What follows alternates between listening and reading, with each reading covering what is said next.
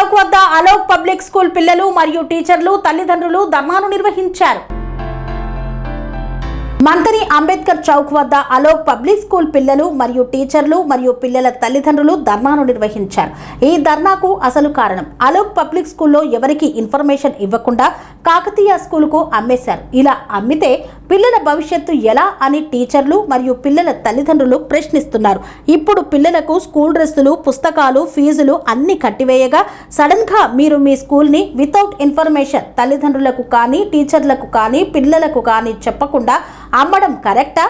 అలాగే school principal Srikanth school అమ్మకండి, పిల్లల భవిష్యత్తు ఖరాబ్ అవుతుందని చెప్తుండగా స్కూల్ యాజమాన్యం ప్రిన్సిపల్ స్థానం నుండి తీసేసి స్కూల్ని కాకతీయ స్కూల్కి అమ్మివేశారు. ఇప్పుడు పిల్లలందరూ మా భవిష్యత్తు ఎలా అని అంబేద్కర్ చౌక్ వద్ద ధర్నాకు దిగారు. అక్కడికి పోలీసులు చేరుకొని పిల్లలకు సర్ది చెప్పాలని చూసినా పిల్లలు మాట వినడం లేదు. మా స్కూల్ మాకే కావాలి, మా సార్ మాకే కావాలి, మా టీచర్స్ మాకే కావాలని నినాదాలు చేస్తూ రోడ్డుపై బైఠాయించారు. కాకతీయ స్కూల్లో ఉన్న పిల్లలు చాలక అలోక్ పబ్లిక్ స్కూల్ పిల్లలు కూడా కావాలా అని పిల్లలు నిలదీస్తున్నారు.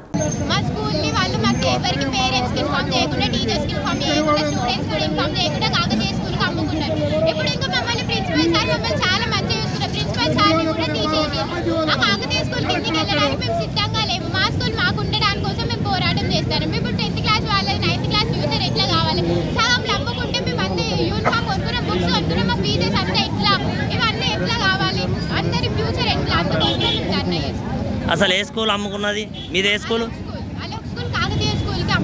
అమ్ముకున్నారా? ఓకే, అందుకోసం ఈ ధర్నా చేపట్టారా? ఎందుకంటే 10th క్లాస్ ఫ్యూచర్ తర్వాత 9th క్లాస్ ఫ్యూచర్, మా ఫ్యూచర్ ఎట్లా మధ్యలో అమ్మేస్తే మేము ఎట్లా, మా ఫ్యూచర్ ఎట్లా కావాలి? ఇప్పుడే కదా అంత ఫ్యూచర్ అంతా ఆధారపడి ఉండేది. ఓకే, థ్యాంక్ యూ అండి. స్టార్ట్.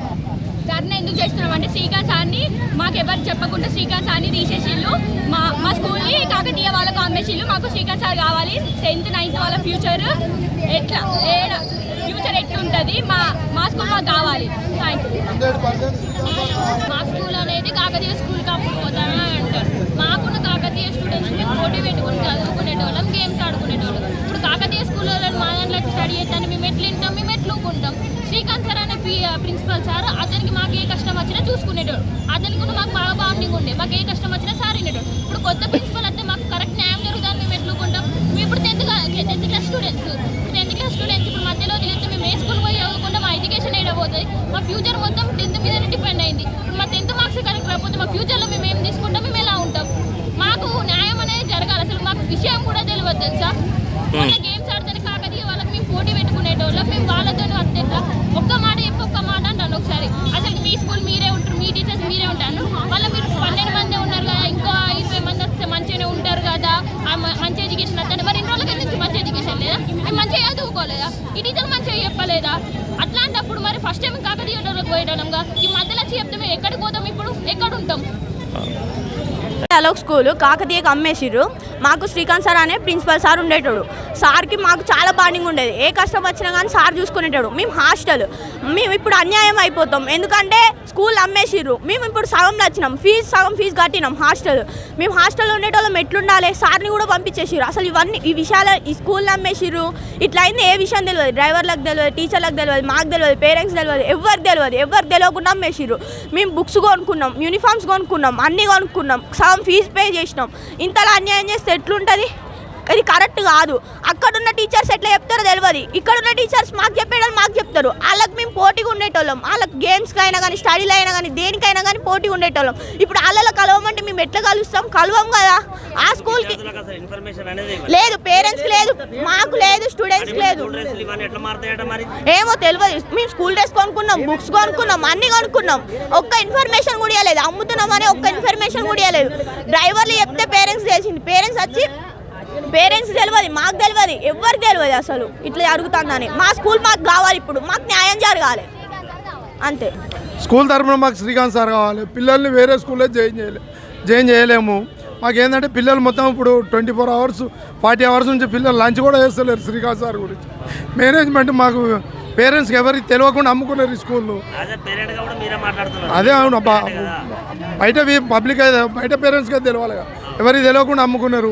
కాబట్టి ఇప్పుడు ముందు మెయిన్ ఇంపార్టెంట్ శ్రీకాంత్ సార్ కావాలి స్కూల్కు. మేనేజ్మెంట్ ఈ సంవత్సరంగా రెగ్యులర్ నడిపి యథాతథంగా నడవాలి, అది విషయం. Okay sir.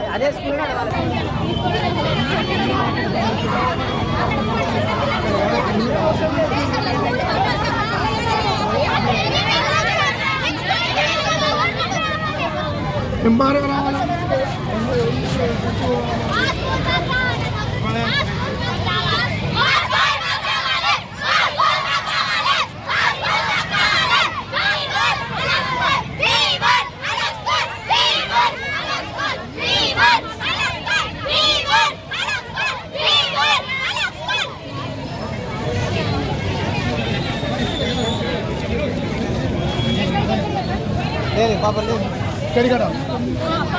ఇక్కడికి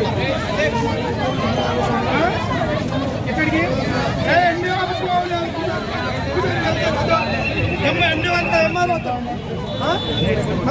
తల్లిదండ్రులు తల్లిదండ్రులు